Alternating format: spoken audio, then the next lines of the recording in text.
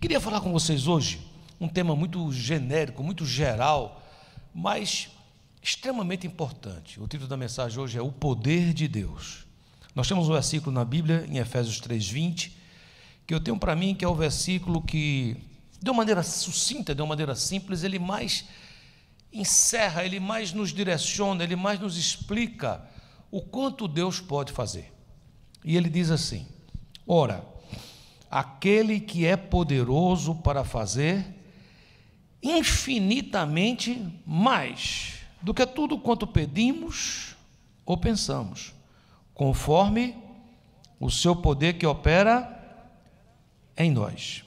Sabe, queridos, muitas vezes na vida nos encontramos em situações que necessitamos de uma intervenção sobrenatural, seja na enfermidade, às vezes um caso jurídico, às vezes um caso de imigração, às vezes sustento mesmo. Tem famílias que, por motivos tantos, perdem seu trabalho e se veem numa luta tão grande e precisam de intervenções sobrenaturais. Eu posso lhe dizer que nesses anos que eu ando com o Senhor, eu fui alvo dessas intervenções diversas vezes.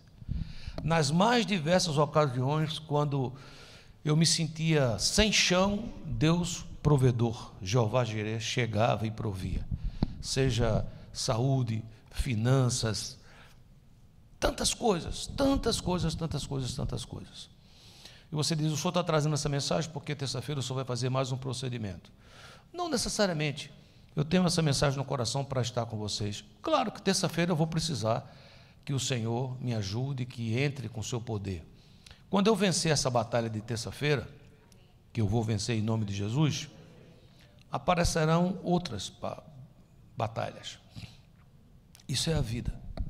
Você vence uma coisa, depois vem outra e assim por diante.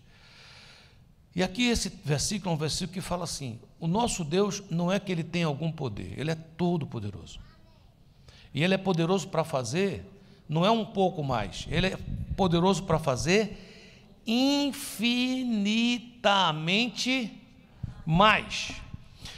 Eu hoje vou querer ler um pouco do capítulo 3, não vou pegar um versículo solto e pregar, vamos ler o contexto, vamos tentar fazer uma mensagem expositiva temática. Então, o que é que significa isso na prática? A gente vai entender o que é que o apóstolo Paulo estava escrevendo para os irmãos que estavam na igreja de Éfeso e o que é que estava ocorrendo. A primeira coisa importante que me chama a atenção é o contexto do versículo. No versículo 13, no mesmo capítulo, diz assim: portanto, vos peço que não desfaleçais nas minhas tribulações por vós, pois nisto está a vossa glória. Ou seja, o contexto, num versículo tão vitorioso, porque o nosso Deus é poderoso para fazer infinitamente mais, o contexto era de lutas, era de aflições. Esse versículo é dito exatamente no momento de batalha. Porém, nessa situação, é muito interessante eu ver isso nos nossos primeiros irmãos ali, que a gente chama de igreja primitiva. Muitas vezes eles passavam por lutas tão grandes, tão grandes, tão grandes. E claro que eles pediam livramento, claro que eles pediam cura, mas é interessante que junto com cura, com livramento, seja o que for, você vai encontrar isso em algumas situações. Você vai ver que eles pedem por coisas que a gente às vezes não está muito interessado naquela hora. Eles pedem por ousadia e fé em Cristo. Olha o que diz o versículo imediatamente anterior, versículo 12: pelo qual temos ousadia e acesso com confiança mediante a fé nele. Ou seja, eu estou passando por aflições, estou, mas eu no meio das aflições peço ao Senhor: me dê ousadia, me dê fé, retire de mim todo espírito de medo, retire de mim todo espírito de depressão, coloque dentro de mim aquilo que o Senhor tem dentro do Senhor. Então é nesse contexto, quando isso ocorre, que eles profetizam, que ele diz: ora, aquele que é poderoso para fazer infinitamente mais do que tudo quanto pedimos ou pensamos, conforme o seu poder que opera em nós. Esse versículo, queridos, ele tem duas vertentes. A primeira, ele mostra que o nosso Deus é ilimitado. Diga assim: meu Deus é ilimitado. Diga. Que ele diz: ora, ele é poderoso para fazer o quê? Infinitamente mais. Você vai pensar em orar. Hoje aqui nós vamos orar. Então você vai pensar. Ele pode fazer infinitamente mais do que você pensa. Você vai pensar em pedir, Ele pode fazer infinitamente mais do que aquilo que você vai pedir. Então, nosso Deus é completamente ilimitado. Porém, o versículo não diz só isso. O versículo dá uma limitação que não está em Deus, mas está em mim. Ele diz: conforme o seu poder que opera em nós. Conquanto é verdade Lucas 1,37, que diz: porque para Deus não haverá impossíveis em todas as suas promessas. Também é verdade que esse poder não arromba portas. Muitas vezes o pastor Marcos aqui, quando fez o apelo, ele gosta muito de um versículo que está em Apocalipse 3,20, que diz: eis que estou à porta e bato. Nosso Deus é esse gentleman. Ele é poderoso para fazer infinitamente mais, mas Ele não vai quebrar princípios. Aqui está dizendo que esse poder ilimitado, Ele afunila conforme, na medida que, conforme o seu poder que opera em nós. Não foram poucas vezes na Bíblia que você vê que esse Deus ilimitado se limitou em uma situação humana. A Bíblia diz que quando Jesus visitou Nazaré, não pôde fazer ali muitos milagres. Epa! O Todo-Poderoso não pôde fazer ali muitos milagres. Você diz: e por quê? Por causa de elementos que nós vamos encontrar na Bíblia toda, e vou tentar tratar com vocês hoje. É importante entender isso. Deus está aqui, Deus quer me abençoar, Deus quer abençoar você. Agora, a minha tristeza, a minha angústia, a minha luta, as minhas supostas necessidades, às vezes a minha mágoa, a minha chateação com alguém, seja o que for, às vezes isso são limitadores para o mover de Deus, para esse efetuar do Senhor. Um exemplo em Atos 14, versículo 9: este ouviu falar Paulo, que fixando nele os olhos e vendo que tinha fé para ser curado. Veja, Paulo está prestes a ser usado por Deus para curar um homem, mas antes ele olha para aquele homem e ele faz uma constatação: esse homem tem fé para ser curado. Versículo 10: disse em voz alta: levanta-te direito sobre os teus pés. E ele saltou e andou. Então veja que coisa incrível, o milagre foi feito, Deus tinha todo o poder. O apóstolo Paulo ia ser um vaso, mas havia uma antessala, havia uma senha, havia um password, havia algo que precisava ser destravado, vendo que tinha fé nele para ser curado. Mateus 8,13: então disse Jesus ao centurião: vai-te e seja feito como? Como, queridos? Conforme a tua fé. E naquela mesma hora o servo foi curado. Então ele está dizendo aqui o seguinte, que esse poder ilimitado, ele se afunila conforme eu creio, conforme eu penso. E você diz: o que é que mais atrapalha isso, pastor? É religiosidade. E você diz: por que é religiosidade? É porque você crê na medida que você acha que você merece. E a pergunta é simples: o que é que eu mereço, queridos? Já me disseram aqui, uma galera que está do lado esquerdo aqui, o inferno. E é porque eu sou pastor deles, né? Pastor Júnior, o que você merece mesmo é. Mas é verdade. Eu digo sempre que a graça de Deus me dá o que eu não mereço. A graça de Deus me dá o que eu não mereço. E a misericórdia evita que eu receba o que eu mereço. São esses dois aí seguranças do Senhor que nos faz andar. No Salmo 23 chama-se de bondade e misericórdia. Eu vou usar a palavra graça e misericórdia. Graça e misericórdia, que nos leva, que nos conduz. Então, muitas vezes eu tenho muita dificuldade de crer, porque eu olho para mim e o meu adversário, ele é expert em lembrar que você é ruim. O nosso adversário vive diante de Deus nos julgando e dizendo assim: ele errou, ele fez isso. Não é tanto assim. Lembra que o pastor André pregou alguns domingos atrás sobre Jó, um homem temente a Deus, que se desviava do mal. O que é que o diabo falava dele lá? Ele, por acaso, te ama ou ama a Deus sem nada em troca, debalde? Nada, você deu tanta coisa a ele que desse jeito qualquer um, mentiroso, né? Porque ninguém mais do que Lúcifer recebeu de Deus, né? E isso não foi suficiente para ele ser fiel ao Senhor, não é verdade? João 11,40, Jesus nos anima Disse-lhe Jesus: não te hei dito que se creres verás a glória de Deus? Então Jesus está dizendo assim: creia, creia, somente isso. E é nessa hora que a gente tem que entender assim, mas pastor, como eu sou tão limitado, e Deus é ilimitado, acho que vai afunilar tanto que no meu caso vai cair umas gotinhas de bênção, não é? Mas a boa notícia é que se eu reconheço isso, e que se eu peço ao Senhor, Ele amplia meus limites. Deus é bom, queridos, Deus não é mau, Deus nos ama apesar de... Veja o que acontece, vamos ler de novo o versículo. Ora, aquele que é poderoso para fazer infinitamente mais do que tudo quanto pedimos ou pensamos. Ou seja, Ele amplia. Eu peço algo e Ele faz o quê? Quanto mais?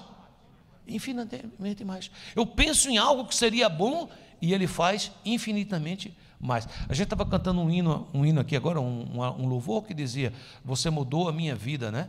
E tem uma parte desse hino que fala assim: você acreditou, né? E isso é tudo. Ou seja, é alguém que está dizendo assim: como é que eu pude chegar aqui? Porque quando eu olho para trás, eu não acreditava em mim, meus pais não acreditavam em mim, minha família não acreditava em mim, tinha gente que não acreditava em mim, mas você acreditou. Você acreditou e você me trouxe até aqui por causa disto, sabe, queridos? Eu, alguns domingos atrás, preguei sobre quando Jesus desce do Monte da Transfiguração e um pai desesperado procura Jesus para pedir que ele liberte seu filho ficava endemoniado, era jogado no chão, e há um momento que Jesus, mais uma vez, coloca isso, ele fala assim: você crê? Se você crê, seu filho será curado. Veja como é complicado nessa hora, porque é um negócio complicado, porque assim, pronto, agora caiu para o meu lado, vai depender de quanto eu creio, não é? Mas é tão bonito, porque quando Jesus fala com esse pai, sabe, queridos, Jesus diz assim, Marcos 9:23, ao que lhe respondeu Jesus: se podes, tudo é possível ao que crê. Aí Marcos 9:24, imediatamente o pai do menino exclamou com lágrimas: eu creio. Por que exclamou com lágrimas? Se você crê, devia falar de maneira retumbante, não? Sim? Creio em nome de Jesus, eu tomo posse, sim ou não? Mas ele exclamou com lágrimas, ele disse: eu creio. E você disse: por que foi que ele falou assim? É porque ele complementa, ele diz: eu creio, ajuda-me na minha falta de fé. Parece uma coisa tão paradoxal. Eu creio, mas o que é que esse pai está dizendo? Ele está dizendo assim: eu sou humano, o senhor me conhece, eu não vou aqui, Jesus, pintar uma imagem para o senhor do que o senhor sabe que eu não sou. O senhor me conhece. Coisa mais pacificadora nisso aqui tudinho é que Deus me conhece, Deus conhece você. E apesar de conhecer você e apesar de me conhecer profundamente, nunca desistiu da gente. Nunca desistiu da gente. E quando esse pai diz: eu creio, ele está dizendo assim: eu creio, Senhor, mas eu sei que na caminhada eu vou titubear. Eu sei que na caminhada eu vou dar umas balançadas. Eu sei que na caminhada eu vou ser muitas vezes assaltado por medo. Eu sei que na caminhada, Senhor, eu vou ser provado, tentado a deixar de crer. Então eu queria lhe fazer uma oração, queria lhe pedir algo: ajuda-me na minha falta de fé. Sabe, queridos, quando a gente entende isso, então a gente começa a entender o seguinte: então quem vai desatar tudo isso é a fé, pastor? É a fé.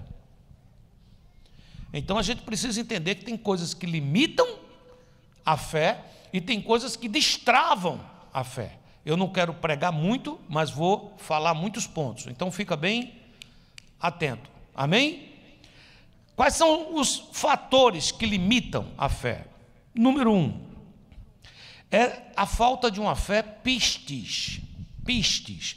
Você falou: o que é uma fé pistis, pastor? É uma fé incondicional. A fé oligopistis, que também é traduzida como pequena fé, é uma fé condicional. Ou seja, eu estou andando sobre as águas e estou tendo fé. Eu olho para os lados e vejo ondas se levantando. Tenho medo, perco a fé. Oligopistes. Jesus disse que isso se chama pequena fé. Ele não está falando aqui de quantidade, está falando de qualidade. Uma fé insuficiente porque ela titubeia. Então a primeira coisa que nós precisamos é desenvolver essa fé incondicional. É aquela fé que nós estamos tanto lendo Abacuque esse ano, que Abacuque diz: ainda que a figueira não floresça, que a vide não dê seu fruto, que o produto da oliveira minta, que não haja gado no curral, ou seja, uma desgraça completa. Ainda que ocorra tudo isso, todavia em ti eu o quê? Confiarei. E mais, eu sei que tudo isso vai ser vencido e eu vou andar nos mais altos lugares, eu vou andar altaneiramente. Amém, queridos? Hebreus 11:6 diz: ora, sem fé é difícil de agradar a Deus. É isso que está dizendo aí? É o quê? É impossível. É uma condição básica, sine qua non. E vocês, mas por quê, pastor? É porque a falta de fé, de certa maneira, é dizer ao Senhor: eu não creio em você.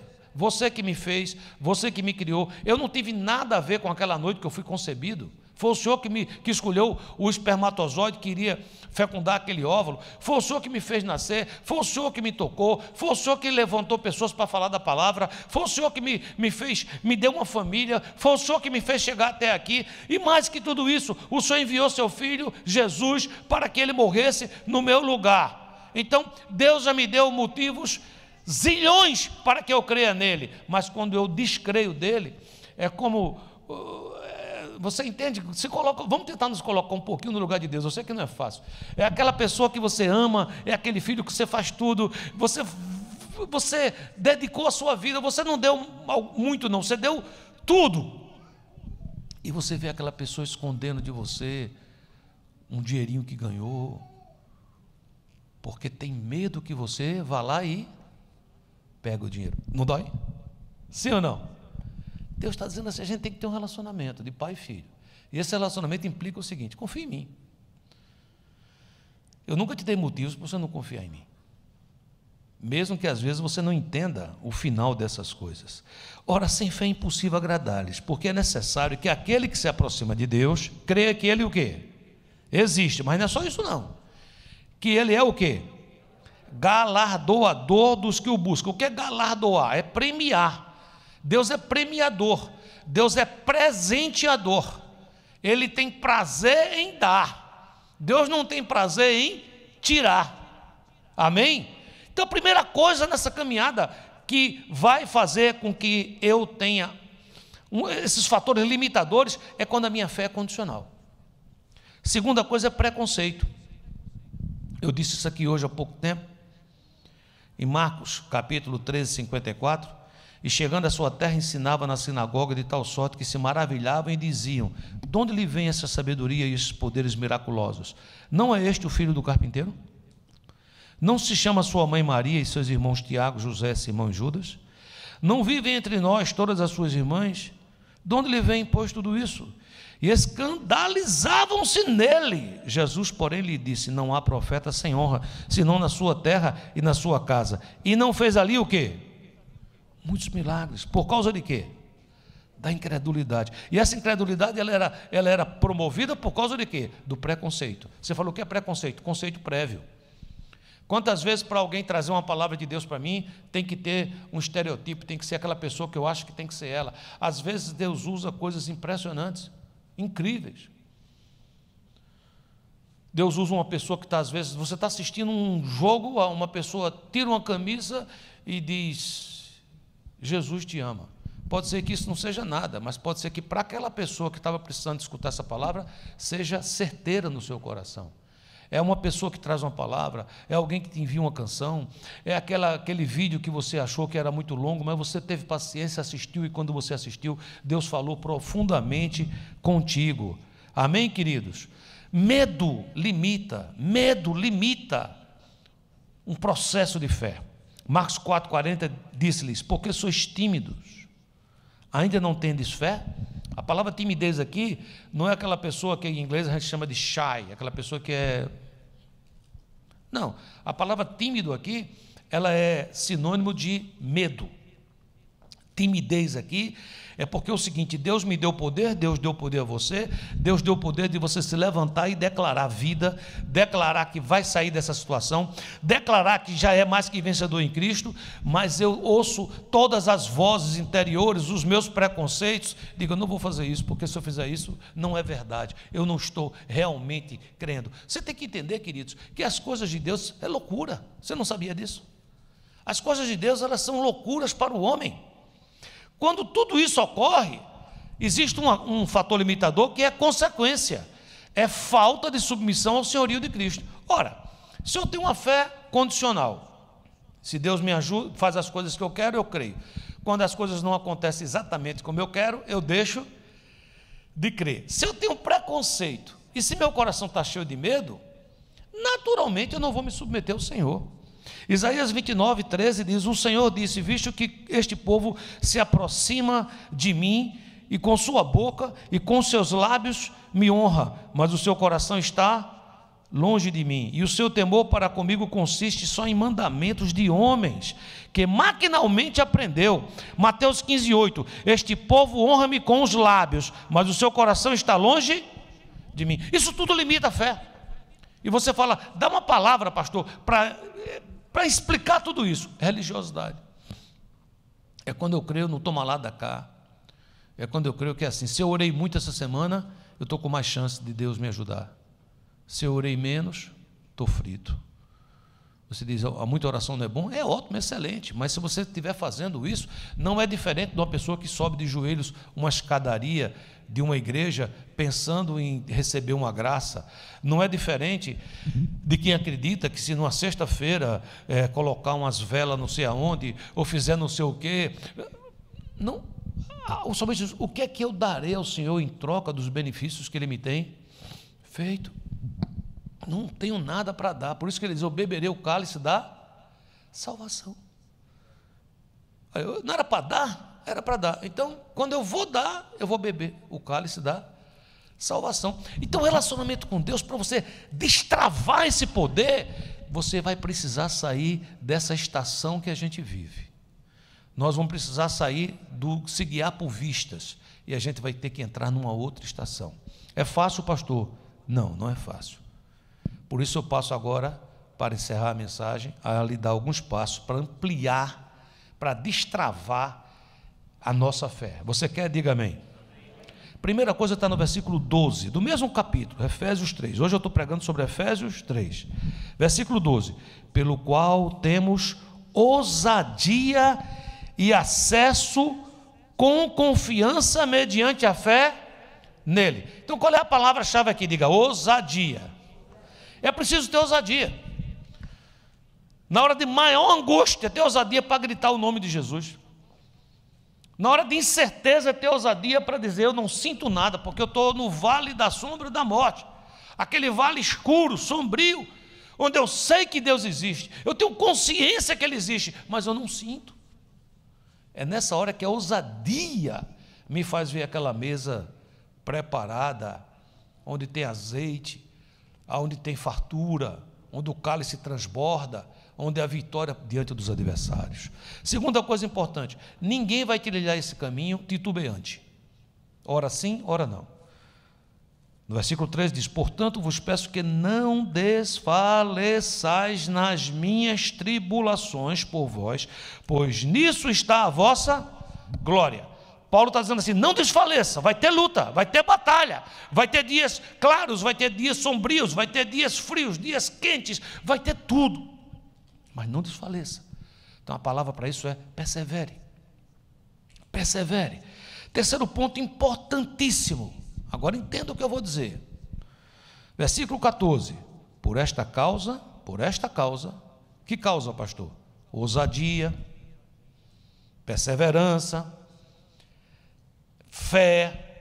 Por esta causa me ponho de joelhos diante do Pai. É diferente, não é assim: eu me ponho de joelho porque eu estou me tremendo de medo, eu me ponho de joelho porque eu estou vendo o seguinte: se o senhor vê que eu orei, então o senhor vai ter que fazer alguma coisa. Não tem nada a ver com isso. É por causa dessa realidade que o Senhor é Deus, que o Senhor pode fazer infinitamente mais, que o Senhor me ama, que o Senhor me dá ousadia espiritual, que o Senhor me levanta, me dá um espírito perseverante por esta causa. Versículo 14, eu estou falando do 12 e do 13, então é uma continuação. Por esta causa eu me ponho de joelhos diante do Pai. Nessa hora, queridos, a oração deixa de ser falação e passa a ser um diálogo. Passa a ser algo que eu choro, que eu falo ao Senhor, mas eu também escuto de volta. Amém? Quando tudo isso vai acontecendo, queridos, nós temos que entender o seguinte: eu não estou sozinho nesse mundo. Você não está sozinho nesse mundo. Você tem algo precioso. Claro, Jesus é o nosso bem maior, Deus Pai, Deus Filho, Deus Espírito Santo, mas Ele nos deu algo precioso que tem sido muito desprezado. Você pensa um pouco, queridos. O que é que eu seria se não fossem meus irmãos?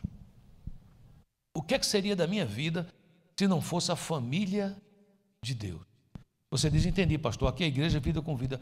Principalmente, especialmente, porque é onde eu me congrego, é onde eu tenho um relacionamento. Mas não é só aqui, porque a igreja de Cristo está espalhada na face da terra. Eu tenho recebido mensagens dos mais diversos recônditos.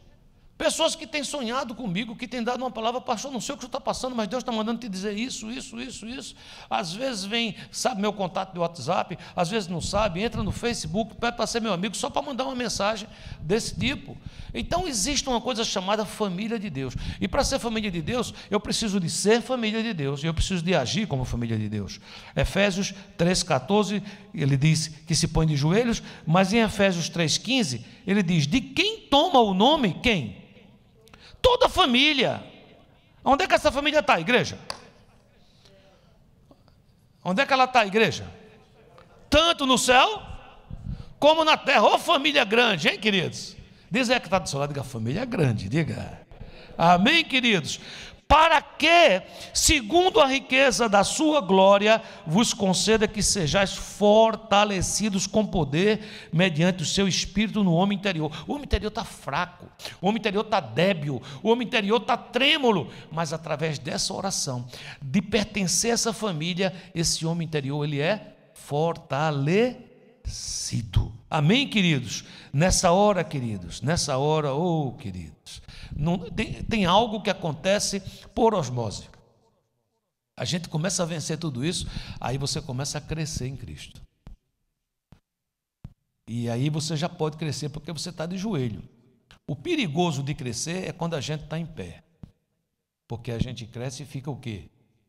Orgulhoso. Mas a gente crescer em Cristo de joelhos é uma bênção, porque parece que esse crescimento é apenas para engrandecê-lo, não é? Versículo 17 diz: e assim habite Cristo no vosso coração pela fé, estando vós aonde? Arregados, e que mais?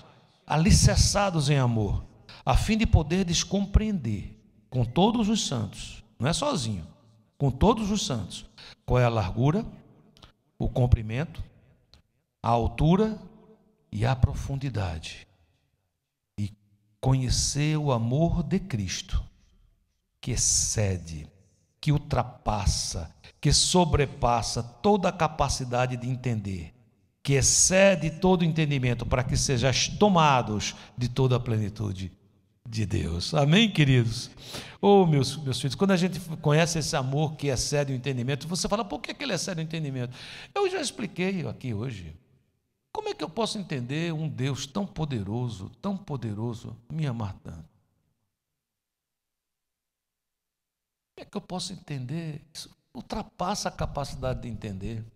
Esse amor produz aquela paz que excede todo entendimento, é um amor que excede todo entendimento, aí produz uma paz que excede todo entendimento. É aquela pessoa que muitas vezes está indo para um lugar onde tem todo motivo para estar tremendo, mas ele é acometido de uma paz. E ele canta: essa paz que sinto em minha alma, não é porque tudo me vai bem. Essa paz que sinto em minha alma, é porque eu amo ao meu Senhor. Não olhe a circunstância, olhe seu amor. Não me guio por vistas, alegre estou. E ainda continua, ainda que a figueira não floresça, que a vide não dê seu fruto, e eu vou ficar contigo sempre por causa da paz. Essa paz que é produzida pelo amor, que passa totalmente a capacidade de entender. Então, queridos, nós temos que nos acostumar a viver com esse Deus que pode todas as coisas. Agora, uma coisa muito importante, eu disse aqui que a gente tem que crescer de joelhos. Você ouviu isso, sim ou não? A maneira mais simples de crescer de joelhos é nunca reter glória. É dar toda a honra, toda a glória, todo louvor, toda oração a Ele. Esse trecho termina no versículo 21 que diz: a Ele seja a glória na igreja e em Cristo Jesus, por todas as gerações, para todo sempre. Amém. Quando é que o senhor vai dar glórias a Deus, pastor? Pelo seu procedimento. Terça-feira, lá para 1h, 2h, quando o senhor estiver acordado e o médico disser: olha, foi uma bênção, foi tudo bem, aí o senhor vai dizer glória a Deus. Eu vou também dar glória a Deus lá, mas eu já vou dar glória a Deus agora, hoje, nesse momento. Ele me ama, sabe o que é o melhor para mim. Eu não sei o que você está passando, Deus sabe e você sabe. Glorifique agora, glorifique agora, glorifique agora. Amém, queridos? Sabe, queridos, resumindo tudo que eu falei, não há limites para Deus. Nós somos o limite, mas Ele pode ampliar nossos limites. Amém? Deus abençoe cada um de vocês poderosamente. Encha vocês com a graça e o conhecimento de Jesus. Estamos juntos. Posso orar por você e por mim? Pai amado, em nome de Jesus, quero te louvar, Senhor, por essa oportunidade de estar aqui com meus irmãos, compartilhar essa palavra, dividir essa palavra. E eu quero pedir que ela fale comigo, fala meu coração, fala com cada um que está aqui.